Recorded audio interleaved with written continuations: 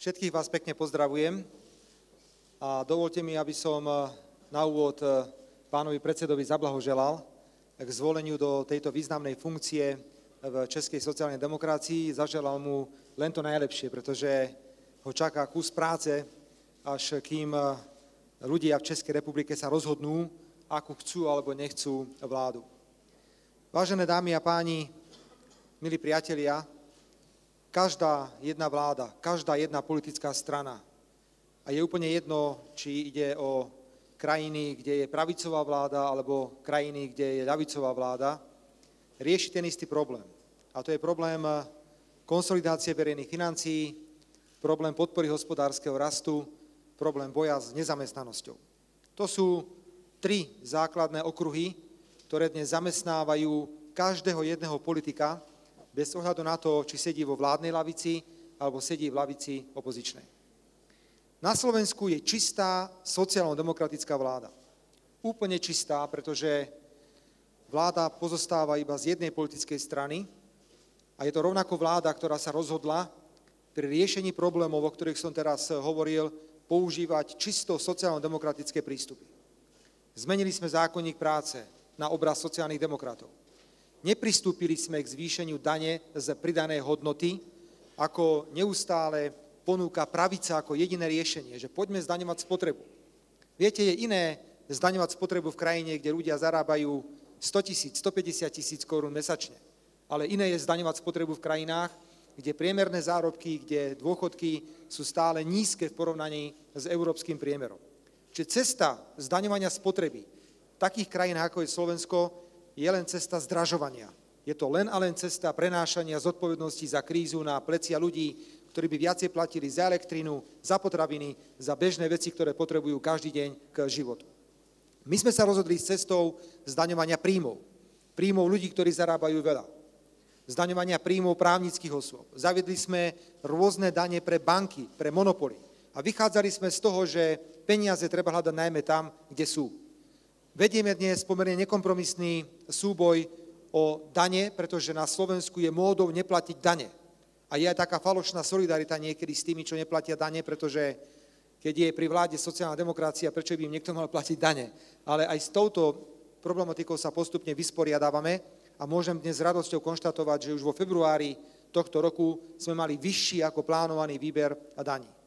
Verím, že sa nám podarí aj zapracovať, pokiaľ ide o mieru nezamestnanosti, pretože tá je naozaj na Slovensku vysoká. Ja som nikdy nepatril medzi politikov, ktorí by si zakrývali tvár. Nie práce, nie zákazok, je treba hľadať robotu, je treba podporovať firmy, je treba v každom prípade, keď investor uvažuje o odchode z krajiny, s ním diskutovať, hľadať primerané riešenia. Vedel by som vám dať veľa príkladov zo Slovenska, kedy naozaj na individuálnom ad hoc prístupe pracujeme. Sme krajina, ktorá je pripravená aj trošku experimentovať. Hovoril som s pánom predsedom, že sme krajina, ktorá chce zaviesť niektoré veci, ktoré iné krajiny v Európe nemajú a veľmi radi sa podelíme o skúsenosti z týchto experimentov. Uviedol by som jeden z nich. Chceme v súvislosti s bojom proti daňovým únikom urobiť lotériu, ktorá bude pravidelne vyhodnocovaná na týždňovej alebo dvojtýždňovej báze. Ľudia budú posielať platné bloky o zaplatení či v reštaurácii, v potravinách, v obchode, kdekoľvek a tieto platné bloky budú losované, čím chceme motivovať verejnosť, aby si vždy pýtala pri platení platné bloky z registračných pokladníc a podobne, aby sme zabránili úniku na daniach, ktoré sú na Slovensku stále veľmi vysoké. Tam sú peniaze. Nie v peňaženkách obyčajných ľudí, nie cestou zdražovania, ale väčšou efektivitou štátu, bojom proti daňovým únikom a zdaňovaním tých, ktorí na to reálne majú, teda bohatých ľudí, zdaňovaním príjmu veľkých firiem. Želám Českej sociálnej demokracii na jej púti za legitímnym cieľom vyhrať parlamentné voľby a zostaviť vládu len to najlepšie. Želám si, aby naše vzťahy, pán predseda, boli naďalej príkladom nadštandardných vzťahov dvoch politických subjektov, vzťahov, ktoré budú tvoriť základ aj nadštandardných vzťahov v rámci Českej republiky a Slovenskej republiky medzi občanmi, politikmi, ľuďmi, zamestnancmi, zamestnávateľmi, jednoducho všetkými. Držím palce, cítim vynikajúcu atmosféru na tomto zjazde, vynikajúcu. Je to atmosféra strany, ktorá sa chystá do veľkej bitky.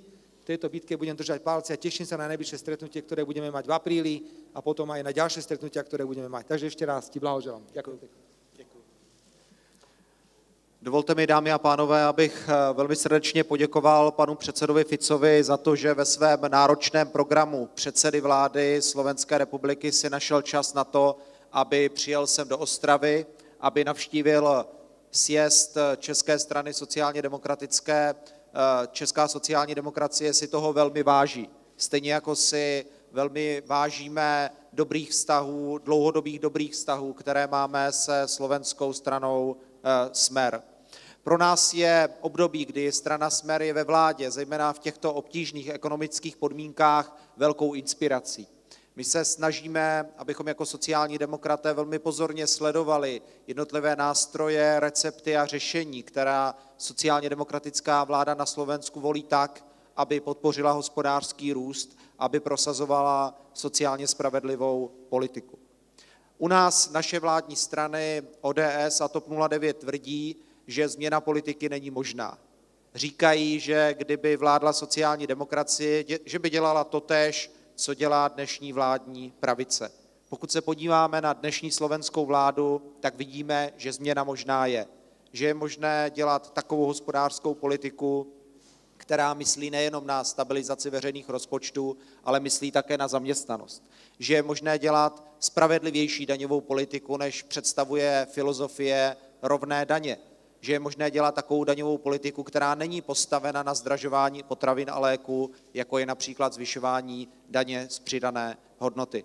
Já jsem velmi rád, že se stranou Smer můžeme udržovat takto intenzivní pracovní kontakt, a jestliže zde pan předseda Fico zmiňoval otázku projektu, který nyní připravují na Slovensku a který se týká losování účtenek, tak já chci říci, že my v sociální demokracii teď vedeme debatu o tom, abychom do našeho volebního programu vrátili zavedení registračních pokladen s fiskální pamětí v České republice. A jestliže by se podařilo toto opatření prosadit v naší zemi, pak druhým logickým krokem by mohla být právě tato loterie, která působí velmi pozitivně, je to velmi pozitivní motivace a současně to pomáhá v boji s daňovými úniky. Čili já bych rád popřál slovenské straně, slovenské vládě, aby se jí v této oblasti boje s daňovými úniky dařilo, a my se velmi rádi, pokud sociální demokracie vyhraje příští volby do Poslanecké sněmovny, tak se těmito opatřeními budeme inspirovat tady u nás. Tak, jak zmínil pan předseda Fico, během zhruba 2 měsíců by se mělo uskutečnit pracovní jednání mezi vedením strany Smer a vedením České sociální demokracie a navážeme na ten dialog, ve kterém jsme pokračovali i tady dnes. Ještě jednou děkuji za velmi podnětné vystoupení na dnešním sjezdu a ještě jednou děkuji panu předsedovi Ficovi za jeho návštěvu. Dámy a pánové, prostor pro vaše dotazy. Poprosím Lidové noviny. Jan Kádla, Lidové noviny. Já bych se zeptal pana předsedy Fica, tady se neustále mluví o volbách do řádných voleb v Česku, zbývá více než rok. Co byste panu Sobotkovi doporučil, jaké chyby nebo jakých chyb by se měl vyvarovat, aby přetavil ty nadějné preference ve volební úspěch? Vnímam Českú sociálnu demokraciu ako vnútorne veľmi stabilnú stranu. A myslím si, že nemusíme ani hovoriť o nádejných preferenciách. Je to tendencia veľmi jasná a zreteľná, že je tu veľká časť verejnosti, ktorá má záujem na zmene. Takisto nesúhlasím s tvrdeniami, že sa nedá robiť iná ako pravicová politika. Toto bolo aj nám hovorené pred parlamentnými voľbami. Vraj sa dá ísť len cestou zdražovania, dá sa ísť len cestou škrtov, dá sa ísť len cestou obmedzovania sociálneho štátu. Áno, aj my sme prijali niektoré rozhodnutia, ktoré boli veľmi citlivé a veľmi ťažké. Ale povedal som to aj na zjazde. Máme zásadu, že radšej stratíme čas svojej podpory a popularity vo verejnosti, ako by sme dostali Slovensko do ťažkostí z hľadiska jeho postavenia na trhoch, jeho postavenia v rámci Európskej únie. Nie som tu na to, aby som dával niekomu rady. Česká sociálna demokracia je mimoriadne skúsená, dlhoročná strana, veď predsa idú oslavovať 135 rokov svojej existencie. Naopak, náš vzťah je založený na rovnocennom partnerstve, my si vymieňame skúsenosti, hovoríme si, čo funguje, čo nefunguje. Aj Česká republika má svoje špecifika, my máme svoje špecifika. Ja len môžem zaželať pánovi predsedovi, aby to tempo vydržalo, pretože niekedy rok pred voľbami je mimoriadne náročný. chcem vysloviť presvedčenie, že politika českej sociálnej demokracie osloví veľkú časť českej verejnosti, ale ako predseda vlády Slovenskej republiky musím rešpektovať akýkoľvek výsledok, ktorý ľudia v parlamentných voľbách zoberú. Určite, keď budeme spolu súkromne s pánom predsedom, tak budeme hovoriť aj o intimnejších politických témach, ale v tomto okamihu sa neodvážim, ani to nie je na mieste, aby som dával akékoľvek rady. Děkuji, poprosím televize Prima. Lenka Pastočáková, televize Prima, dobrý den. Já bych měla 2 otázky na pana předsedu Fica. Vy jste teď sice říkal, že nechcete udílet rady, ale přesto asi nějaké mírné doporučení panu předsedovi jste dal, jakou vládu by měl sestavovat, tedy menšinovou, většinovou, nějakou koaliční nebo opravdu. Tak k tomuto to je první dotaz. Môžeme ísť otázku po otázke, dovolíte. Zaujímavé, že novinári vždy zostavujú vládu prvý, až potom to príde na politikov, ale rozumiem tomu, je to zaujímavá téma. Každý chce vedieť, ako bude vyzerať vláda. Pani redaktorka, poviem to tak po slovensky, mal som husiu kožu z predstavy, že budeme sami vo vláde.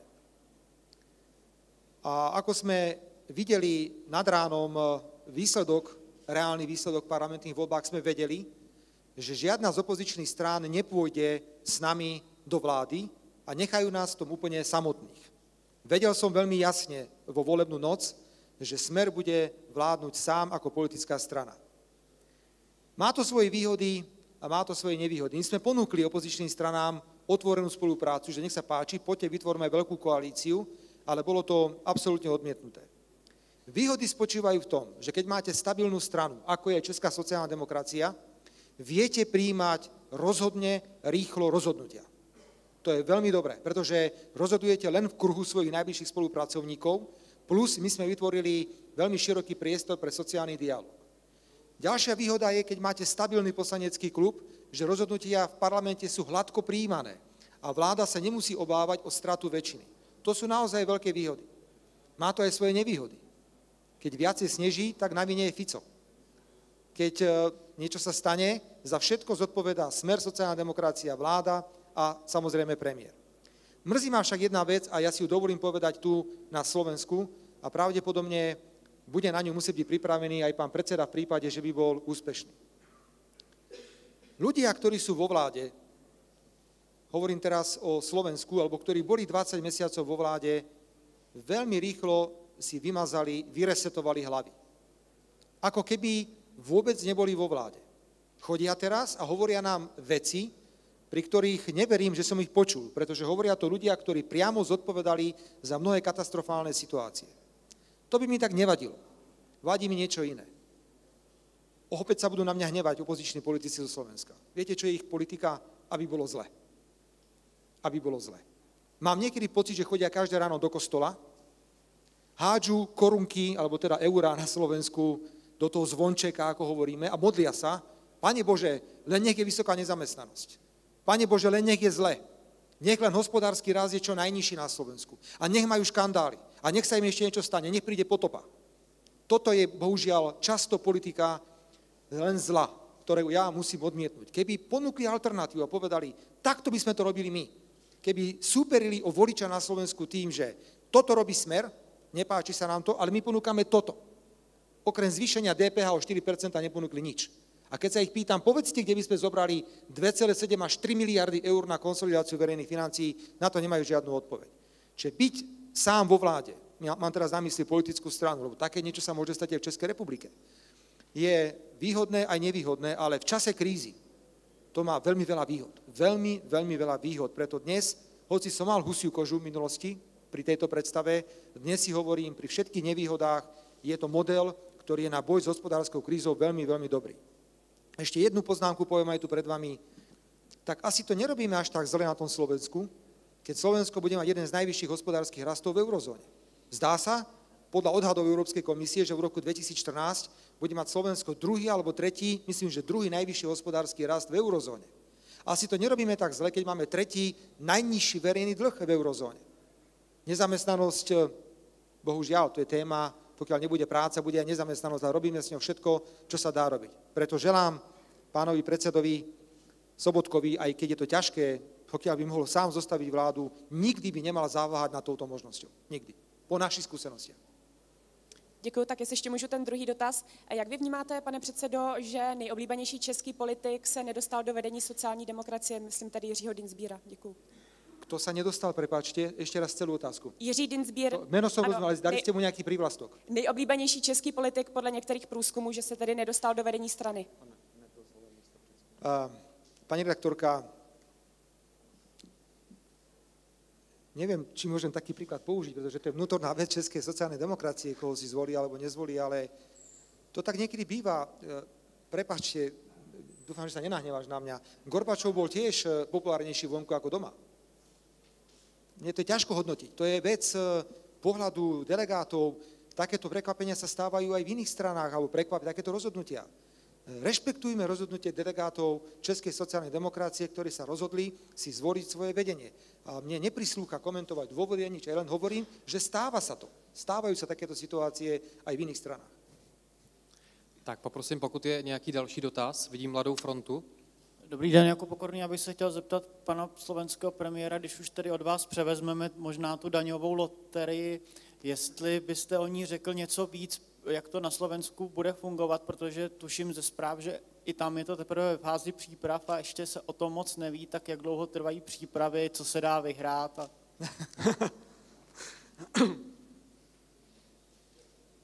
Priznám, že podobne ako iné krajiny, aj Slovensko má veľký problém s výberom daní a s daňovými podvodmi. A nie je to len téma, ktorá sa týka Slovenska. Samotná Európska komisia prijala akčný plán na boj proti daňovým podvodom a za efektívnejšie vyberanie daní. Toto je myšlienka, ktorá má svoj pôvod v Ázii, v jednej krajine. A táto myšlienka spočíva v tom, že chceme motivovať ľudí, aby si pýtali platné bloky. Mali sme kontroly teraz daňové v rôznych zariadeniach a boli sme šokovaní, aký je čierny rozsah, alebo aký je rozsah neplatenia daní a poskytovania služieb na čierno. Napriek tomu, že na Slovensku, na rozdiel Českej republiky, máme registračné pokladnice. Teraz finančná správa, teda daňové úrady, pripravujú spôsob, akým budú ľudia posielať platné bloky do centrály. Buď budú posielať bloky, alebo sa to bude dať urobiť elektronicky, cez internet, alebo sa bude vyplňať špeciálny formulár. Nebude to nič stáť, teda nepôjde o lotériu, že niekto si musí niečo kúpiť, musí niečo zaplatiť, nejaký tiket alebo nejaký los. Len pošle v určitej podobe, ktorú popíše finančné riaditeľstvo, blok, ktorý bude platný. Pôjde to do zlosovania a buď na týždňovej alebo dvojtýždňovej intenzite sa bude losovať. Predstava je taká, že by mohla byť cena prvá 10 až 15 tisíc eur každý týždeň alebo každé 2 týždne, plus napríklad osobný automobil raz za mesiac. Chceme, aby ľudia, ktorí prídu do obchodu, do reštaurácie, ale budú na nákup, aby jednoducho si pýtali platné bloky. Pretože ak máte registračné pokladnice a máte platný blok, tak je to automatické v systéme a ťažko potom sa dá utekať pred DPH.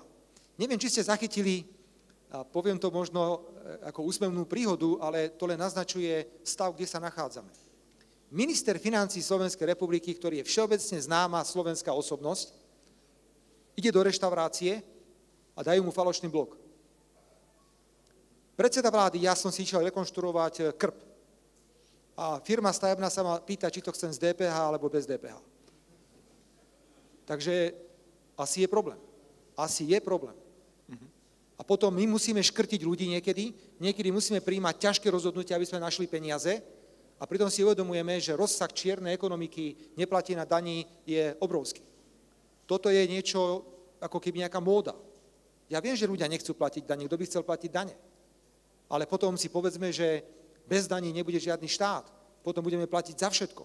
Úplne za všetko. Nebudú existovať žiadne verejné služby. V tom je rozdiel medzi sociálnou demokraciou a pravicou. My hovoríme, že štát musí byť silný, musí byť sociálny, musí byť efektívny štát.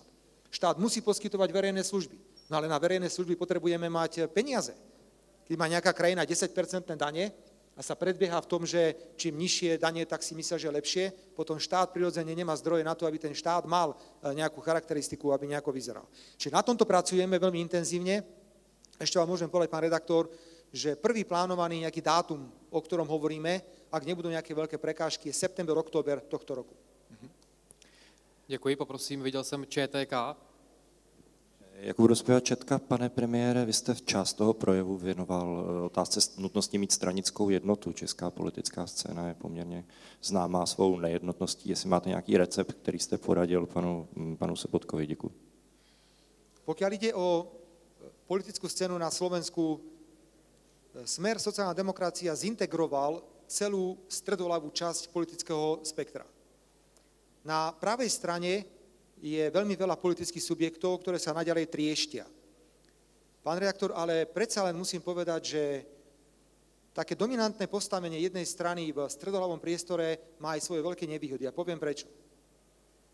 Nemôžem ako predseda strany, ktorá dnes tvorí vládu, ráno povedať, že som za zákaz umelého prerušenia tehotenstva a večer budem hovoriť o legalizácii marihuany. Keď je roztrieštená pravica, tak roztrieštená pravica môže ponúknuť veľkému objemu obyvateľov rôzne témy. My máme napríklad v pravici a napravo v opozícii strany, ktoré predtým spolupracovali vo vláde. Mali sme extrémnych liberálov a extrémnych konzervatívcov v tej istej vláde. Extrémni liberáli hovoria, poďme si dať jointa, alebo nevadí nám to, poďme to legalizovať. A zrazu máte extrémnych konzervatívcov, ktorí hovoria, že poďme úplne zakázať umelé prerušenie tehotenstva. Čiže dominantnosť jednej strany má svoje aj nevýhody, pretože ja nemôžem takto skákať. Nemôžem hovoriť témy, ktoré sú úplne nesúrodé.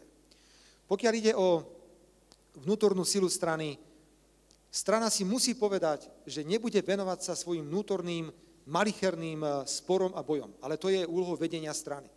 Ja môžem o slovenskej strane Smer sociálna demokracia povedať, že obrovské množstvo vecí riešime na neformálnej báze. Neformálnej. Zasadnutia našich orgánov sú veľmi formálne, pretože všetko už je dávno vyriešené predtým. Kto príde na snem strany Smer sociálna demokracia, nikdy nebol konfrontovaný s nejakými spormi alebo nejakými hádkami. My si všetko predtým vykonzultujeme a pripravíme. Lebo to je doma, jednoducho doma si treba robiť prať špinavé prádlo a potom už a ukazovať, že toto je demonštrácia sily. Toto, čo tu teraz vidím, je demonštrácia silnej, stabilnej politickej strany. O tom sú zjazdy. Je to programová vec, je treba pripraviť dobré východiska programové. Čiže je to o vedení strany. Je to len a len o vedení strany, či udrží alebo neudrží takúto jednotnosť a silu v strane. Smer má 14 rokov, od roku 1999. My sme nemali jeden zásadný rozpor v strane.